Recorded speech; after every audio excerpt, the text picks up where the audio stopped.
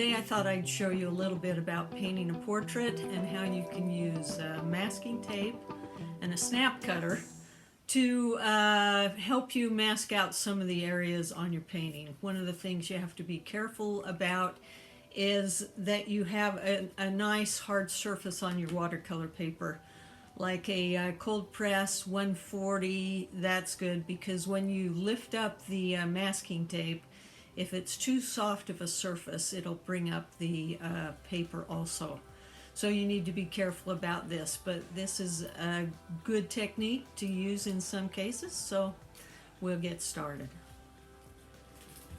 So I've got my drawing down so I can have an idea of where I'm going, and there's a couple of places that I think I just want to save the whites, so as I come across here I can paint more freely.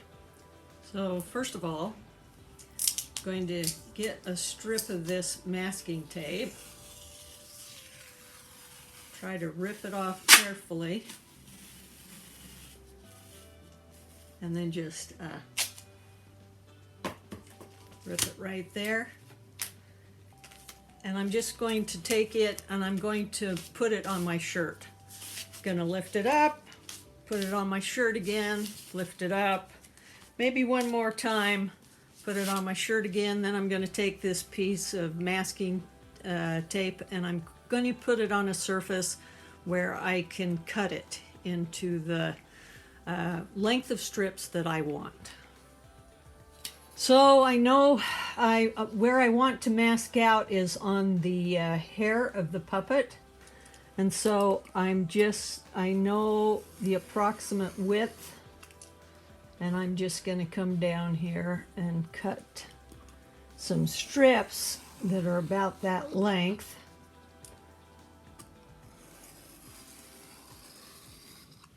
There are my strips of masking tape. And I can just take those up, and that gives me some strips to work on when I'm looking at the hair I want to mask on the puppet. And so I'm going to get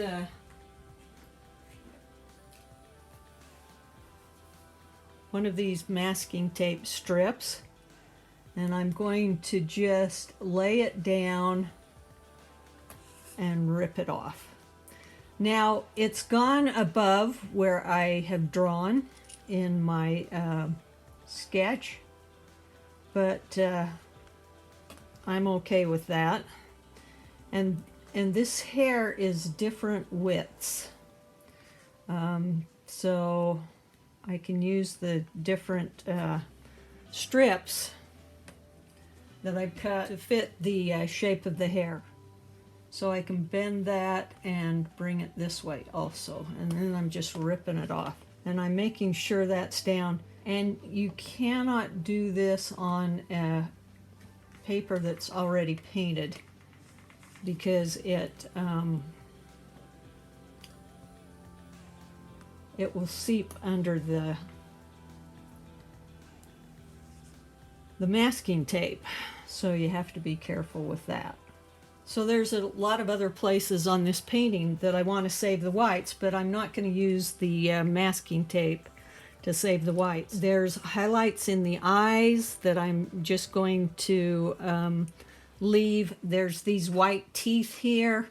So I'm just using the masking tape where I'm going to come down with a wash, and I want a little freedom as I paint that wash around the hair. And that came a little too far, so you can take your snap cutter and just cut that masking tape, but you want to be careful that you don't cut your paper. And you can kind of feel with this snap cutter where your paper is. So, going to get this wet.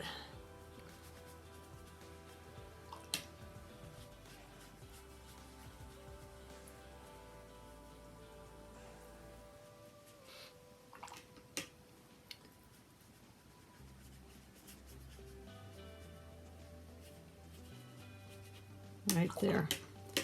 Then we're going to get a roll of paper towels or toilet paper and just go over my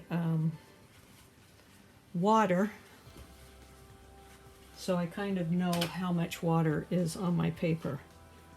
Then I'm going to come down with burnt sienna.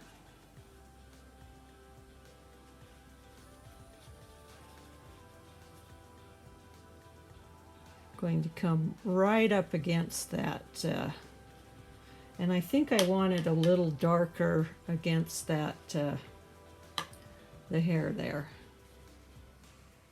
Bring that down.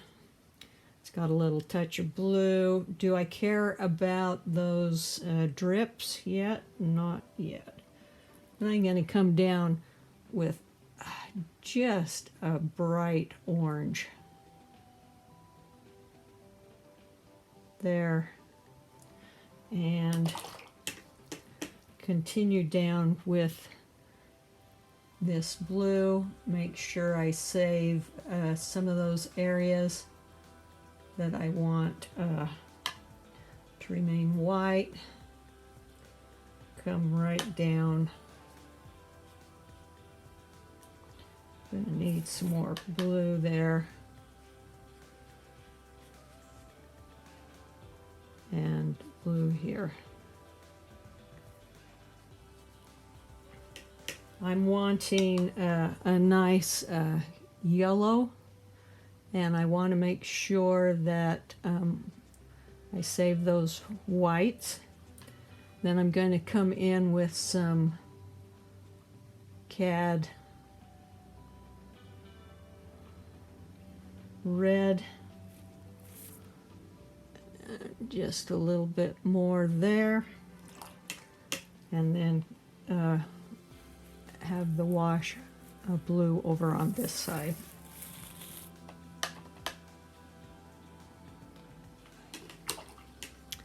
Then I'm going to bring that yellow right into the boy's hand, and then cad red coming down, and maybe I'm going to bring that down into the shadow.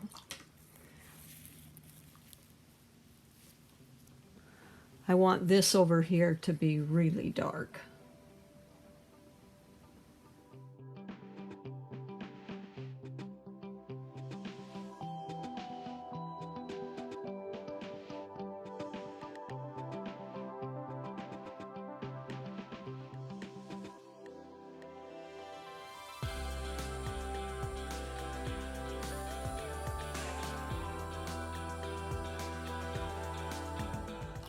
I want a deep dark shadow coming here. It's going to do something. It's going to draw attention to this figure here, and it's also going to accentuate some of these hairs. So going to make sure that's dry so I don't mess with that. And a little bit of the blue.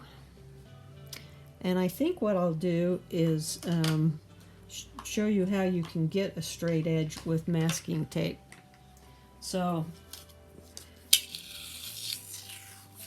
I'm going to pull the masking tape, rip it, going to put it on my shirt so it doesn't stick to the paper as much. And then I'm just going to come down, and I'm going to decide I want that to come down right here. Okay, that's going to be my boundary. And then I'm just going to come right down against that edge.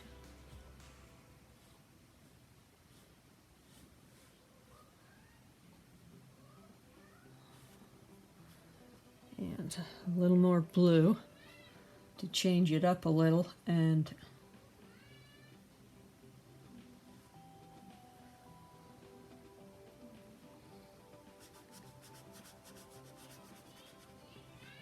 Come right down over that masking tape and right down over it there. And a little more blue.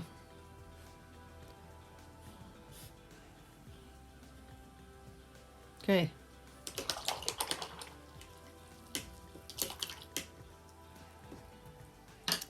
Then you can take that masking tape off while it's still wet, and you have a nice, nice white line. But it also took off some of my masking tape on the hair, which I want to preserve. Take that off.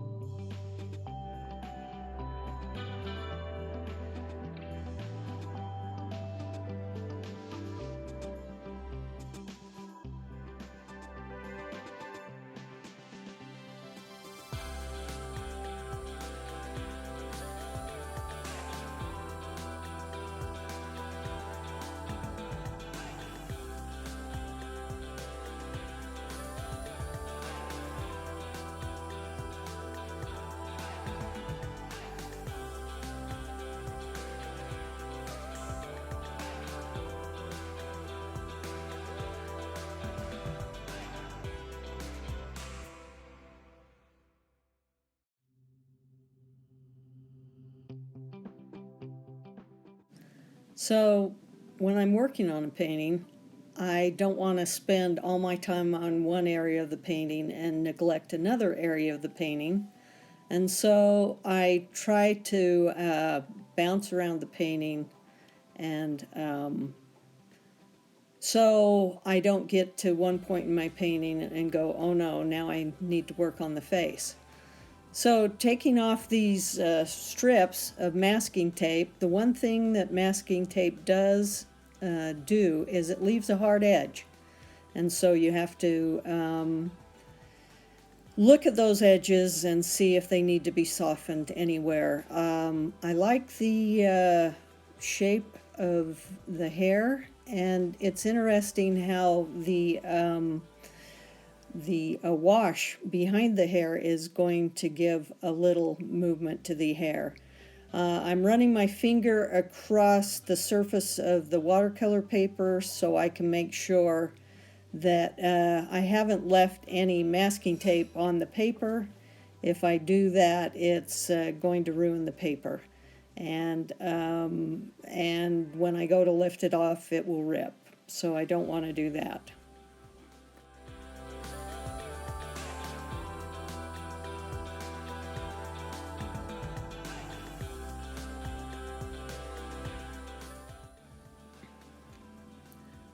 So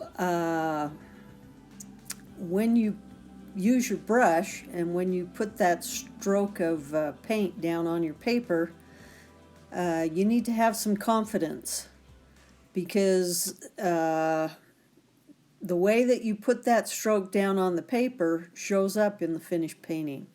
So a person can see your confidence, or they can see your hesitation and your fear. So you have to just put that down with great boldness and freedom, and then that adds to the beauty of your painting. Also, I use different kinds of brushes. You want to use your largest brush that you can at the first, and so those strokes are very big, and then you come back in with a smaller brush and do a little detail work. And sometimes you want the square brush. You just kind of have to figure out which area of the painting you're painting and how best to use the tools that you have.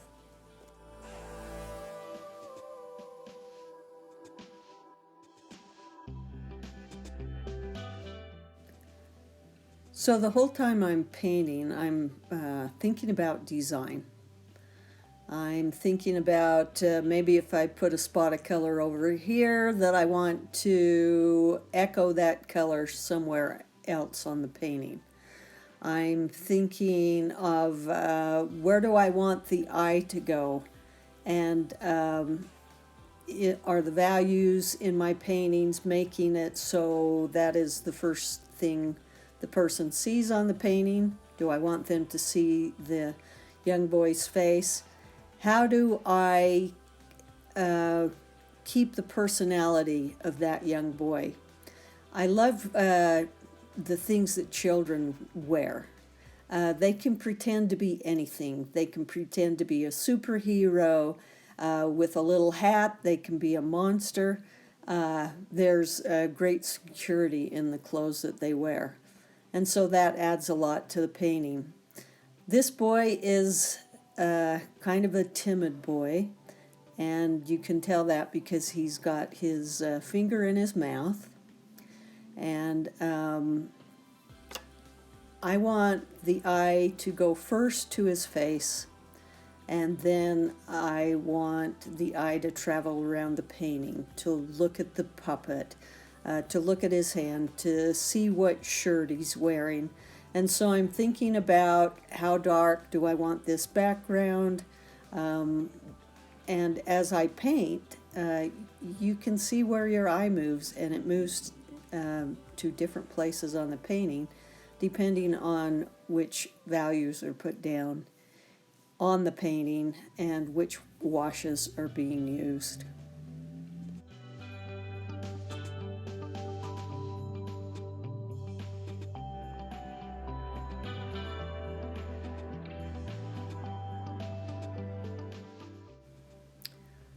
So you can take great joy in painting.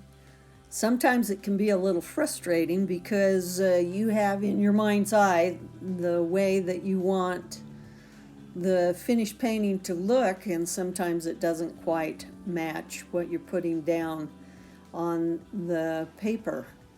But you should just paint like a second grader, because a second grader will just put the paint down and enjoy it. Here I'm turning the painting upside down just so that I can get the paint to run up and down, but if it drips, it can drip off the side of the painting. At the first, I had the drips coming down wherever and didn't really care. And where those drips came down on the puppet, you can't even see where they are now in the finished painting.